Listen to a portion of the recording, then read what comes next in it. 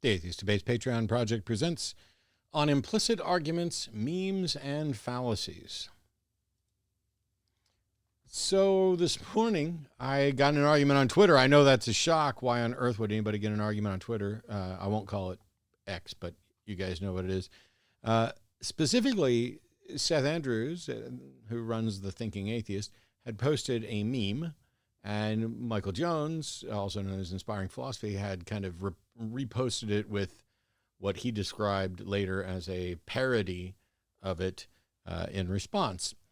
And I pointed out that his later identified parody was a quoque fallacy. Sorry. For some reason, that's a really hard one to say. Quoque fallacy, that it was basically an admission that Seth's meme was an issue. And that led to an argument about, oh, no, it wasn't a quoque fallacy because of this. And then I said, well, that's whataboutism, which is a version of this. And no, it's not. No, it's not. It's just parody, and you just don't know what's going on. And somebody else chimed in with, I don't know what's going on. And it's just funny. So I'm going to show the initial part of the discussion. There was a bit more to it than just this.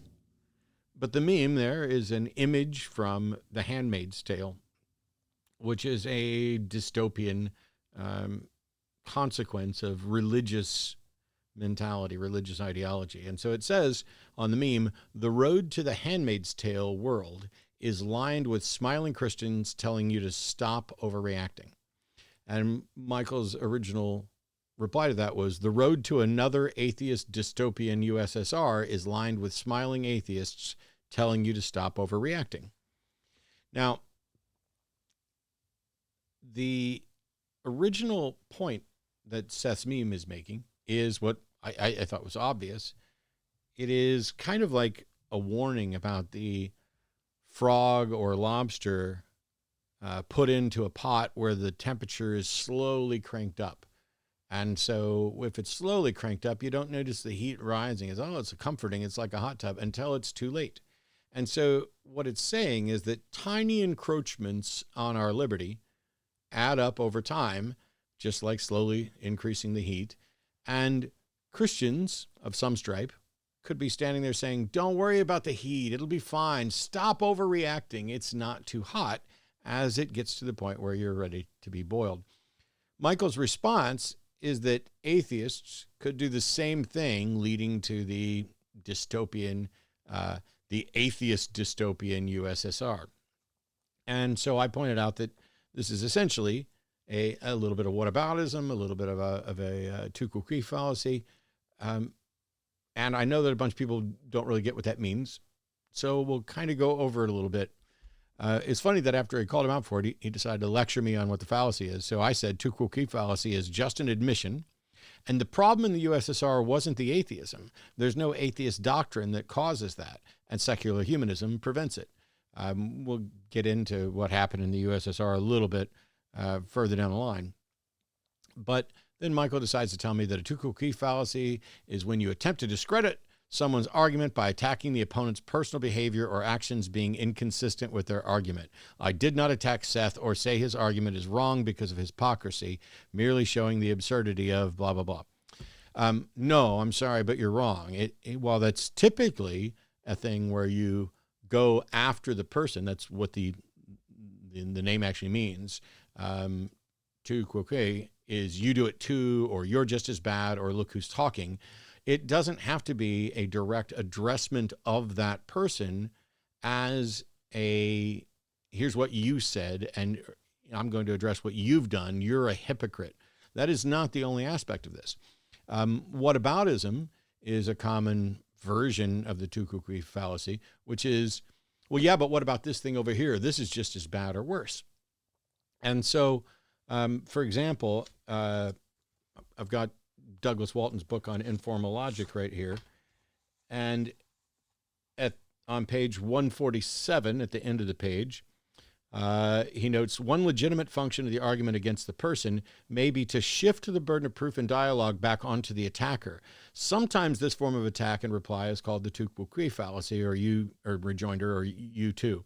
And an example of this example 6.5 says, a student accuses a businessman of selling weapons to countries that use them to kill innocent citizens. The businessman replies, well, the university you attend has investments in those very companies that manufacture weapons. Your hands aren't clean either. So while this is a response to an individual, the principle is not so much you as in you do it too, but your side. So what's happening here is that one person's saying, Christians, at least of some stripe, have this set of tenets or doctrines that could lead to this, and they're telling you not to worry about it while they implement these things. And when you respond with, well, atheists have these tenets or doctrines that could lead to this thing, that is absolutely whataboutism. It is absolutely a quoque fallacy, even though he's not going after Seth as a person as a hypocrite. We're comparing ideologies here. We're saying, the Christian worldview leads to this. Yes, but the atheist worldview leads to this. And it is whataboutism, because even if the atheist worldview led to dystopian, or likely led to dystopian USSR, or if you could draw a line from atheist principles directly to atheist dystopian USSR, that wouldn't in any way negate the fact that Seth's meme is still accurate. This is the problem with whataboutism. This is the problem with quoque, which is why this is a fallacy, because it's basically an admission, yes, that's bad, but this other thing is just as bad or worse, or you're a hypocrite. All of these elements of you're a hypocrite, or this is just as bad or worse, all of these are the ways in which we conversationally engage in this fallacy. To pretend that it's only this fallacy if I specifically called Seth a hypocrite is either dishonest or a representation of an incredibly confused understanding of what makes something fallacious and what category it should put in. Now, I will say that one of the things that Walton and others point out is in informal logic is that it is often very difficult in conversational logic, conversational discussions, to identify fallacies, because the truth is that what's being said conversationally could be structured in a variety of different syllogisms, and one of them might be viewed as a red herring, and one of them might be a quoque fallacy. That's just the way conversational logic works. And so depending on how you structure the syllogism, you could wind up with a number of different fallacies from something that was just said kind of passingly. The issue here is kind of twofold. If you reformat the meme that Seth posted to what its intended argument, it becomes something like this. The tenets of Christianity can lead to a dystopia, while its advocates accuse those of pointing this out of overreacting. And reformulate Michael's so that it's in the same structure. The tenets of atheism, there aren't any, but the tenets of atheism can lead to a dystopia, while its advocates accuse those of pointing this out of overreacting. Or, what about atheism? It's as bad or worse. Or, your side has this problem or worse. So while someone, Michael or others, could argue that he was engaged in parody, it's not particularly good parody, because parody is about adding intentional absurdity to something that is not generally viewed as absurd. That would translate to him saying, let me parody your view with an absurd one. Sometimes it's to show a potential hidden absurdity in there. Sometimes it's just to mock. This wasn't, hey, let's make Airplane to parody disaster movies, or hey, let's make Amish Paradise to parody Gangster's Paradise. It was an attempt to dismiss Seth's point by making it appear absurd or hypocritical by presenting something that atheists would object to. But the atheists' objections are warranted. See, Christianity, you can't really argue that it's parody, because I don't think that the view that Michael's trying to present in any way is that this is that his statement about atheism is as absurd, or that the statement about Christianity is as absurd as the one about atheism. But it could be an admission that it is absurd to think that atheism could lead to the League of Militant Atheists, which was an extension of Bolshevik communist ideals. The problem is that the League of Militant Atheists, as that extension of Bolshevik communist ideals, actively killed clergy and believers and removed religious iconography from people's homes. None of that is derived from atheism, and it's wholly inconsistent with secular humanism, which is what makes that statement absurd. And absurd in the true sense of the word, not for comedy or ridicule. It is ridiculous to suggest that atheism, in the position of merely not believing that a God exists, or even believing, even if you have an active disbelief of a God and an active opposition to religion, that doesn't tell you what methods one should use to achieve a world free of religion. For example, I'm completely opposed to running around killing clergy people or doing anything that prevents anybody's freedom to engage in their religion and practice their religion with limits on how it impacts other people around them. I wouldn't outlaw religion, and secular humanism doesn't advocate for this, which is why when I talk about this, I continually represent that it's about attempting to convince people. Atheism has no tenets. So apart from atheism being, hey, either I don't believe in God or I believe there are no gods, whether you're talking about weak or strong atheism, that doesn't tell you anything you should do about it. And there are people who, by the way, are atheistic who aren't opposed to religion. There are people like myself who are opposed to religion who would never outlaw it and would only want to engage in debates and discussions in order to potentially convince people of the problems with their religion. And yet it is atheists who repeatedly advocate for freedom of religion, because freedom of religion includes freedom from religion, and it's what affords me the right to say what I need to say and what I want to say about religion. That's how this happens.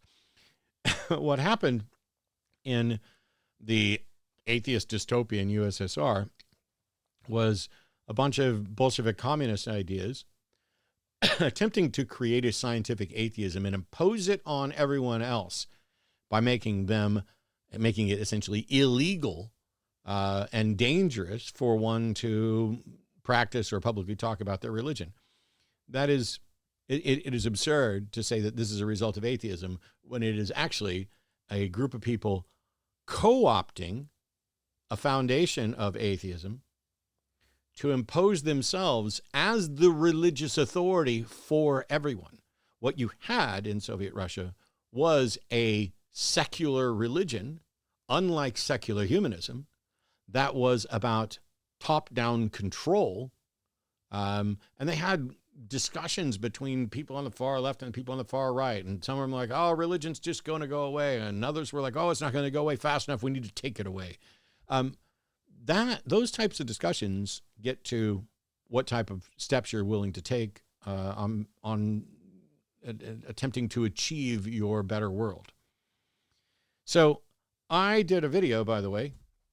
I think it's called The Good Book and the Worth of Women or something like that. I'll put a link down below in the description that goes through the Bible, because Christian nationalism, rooted in biblical literalism, can and does lead to the marginalization of women and the treatment of them as second-class citizens. Go read the Bible and see how many women are named at all, how many of them are respected, how many of them are equal, whether or not they're allowed to own property or anything else like that. Or you can watch the video that I'm going to link down below.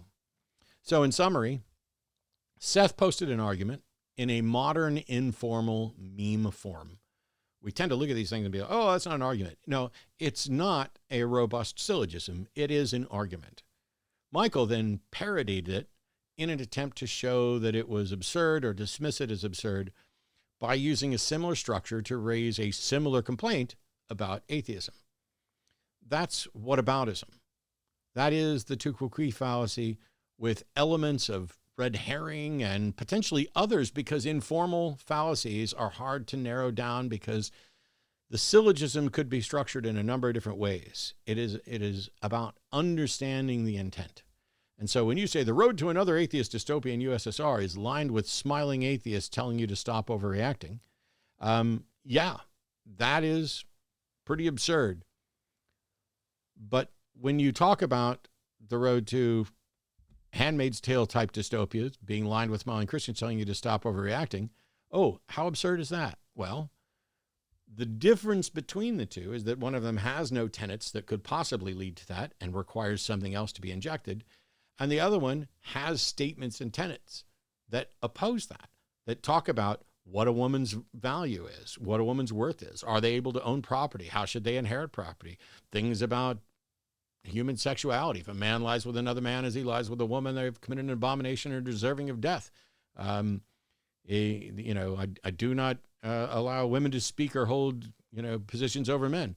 All of these various things are tenets that you can say, well, only true Christianity is about this. Cool. Congratulations on your no true Scotsman fallacy or determining exactly what a true Christian is. But when it comes to what the Bible actually says and what Christian literalists, fundamentalists, Christian dominionists, Christian nationalists have done and seek to do, is it likely to end with a true Handmaid's Tale world? Well, I would hope not, but I would say that one of the biggest reasons is because of the influence of the world around them. But it's undeniable that between Christianity and atheism, one of them has tenets that under an understanding could justifiably lead someone to something closer to a Handmaid's Tale than atheism could, because there are no tenets there. In any case, like I said, Michael's one of a handful of Christian apologists who, he's a smart guy. He knows stuff. He's generally pretty decent in debate, and yet he is surprising on a number of instances at how far removed he can get from something even as simple as, hey, what you did was you posted basically a quoque fallacy or a whataboutism by, mocking this. Well, I didn't do that because I didn't attack Seth personally. That's not required. Well, I didn't do that because there was no question. That's not required either. Informal logic and conversational logic doesn't require strict structure. And it's not a fallacy because I didn't say that Seth was a hypocrite. You implied that posting a meme like this was absurd because the same thing would apply to his side, his group, which does suggest that there's hypocrisy here, that Seth is willing to throw stones at Christianity when he wouldn't accept those same stones thrown at him. And in reality, the stones being thrown aren't justified in one of the two directions. In any case, that is a little bit from an internet argument that got me thinking about fallacies, about implied arguments, and what the limits of all that are. Hopefully you got something out of that, maybe learned a little bit more about a fallacy, and realized that just because you don't structure something as a syllogism doesn't mean that you're not making an argument. And just because somebody's response doesn't necessarily fit the strictest literal definition of quoque fallacy is when you accuse your opponent of hypocrisy, doesn't mean that, you have to actually say, oh, thou hypocrite Seth. There's a way for people to understand what's actually being said here. And when one meme says, this side, your side is doing terrible things, and your response is basically, well, I could say that your side could do terrible things too. Literally, whataboutism, quoque fallacy, just own it. See you all later.